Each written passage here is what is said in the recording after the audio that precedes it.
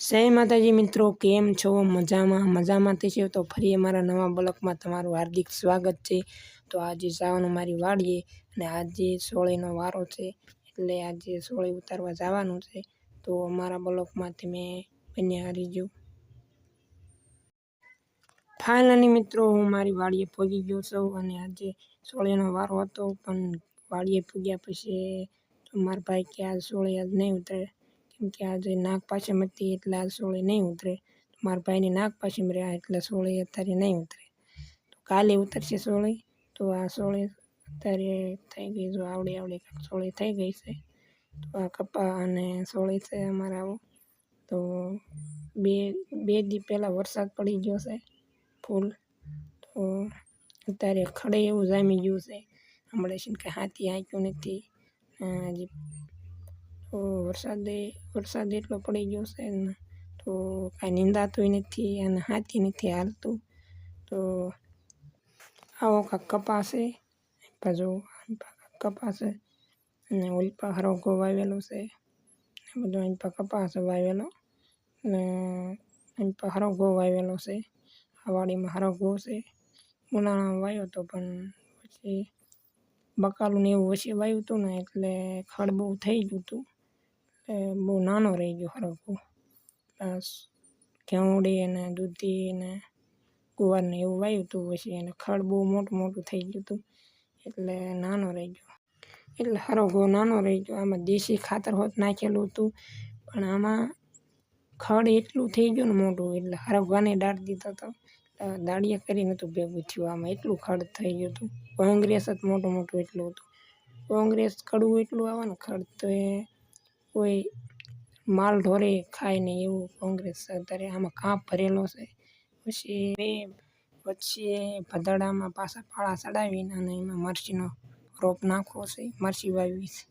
તો મિત્રો આ સોળી તો આજ ઉતરશે નહીં, આજ પાછમ છે એટલે આ સોળી નહીં ઉતરે।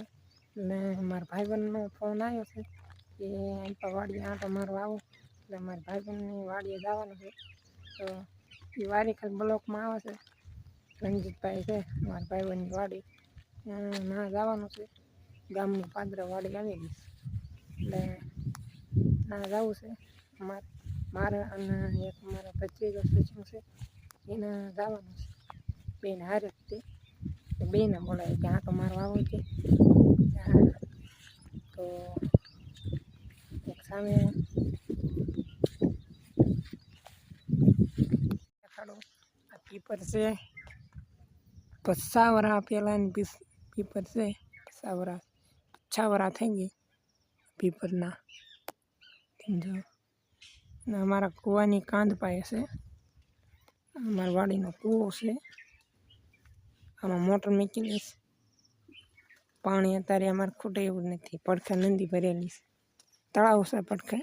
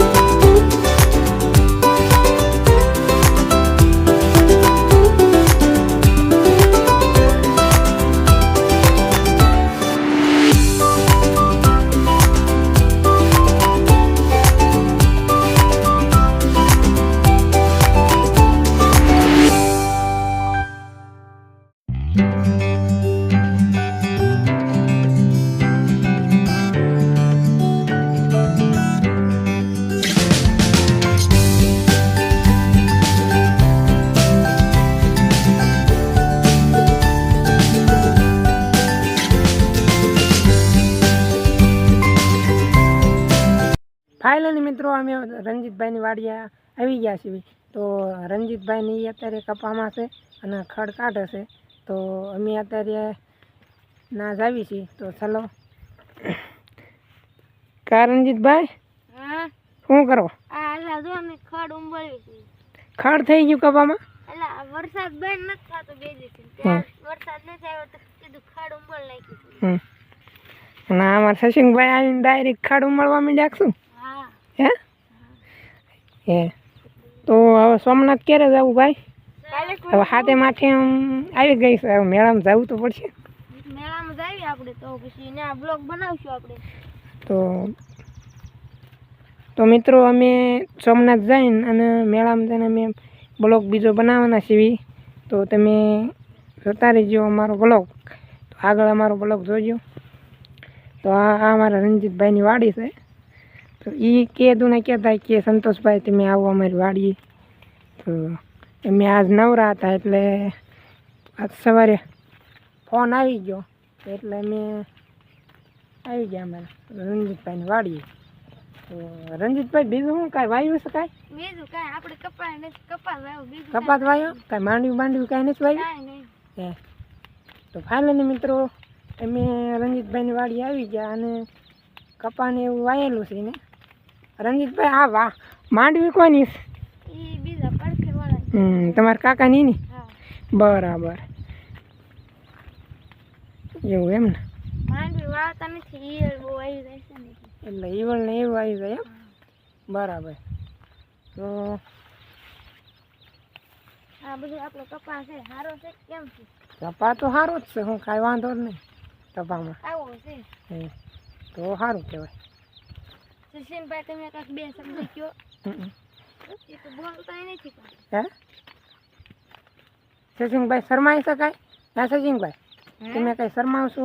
કાંઈ શરમા જેવું નથી. તો વિડીયો તો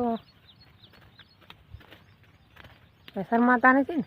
હા ના. તો ભલે. તો ફાઇનલી મિત્રો અમારા રણજીતભાઈને ઈકો પીડ્યો છે, એના ઘરનો ઈકો છે, આ એની વાડી છે.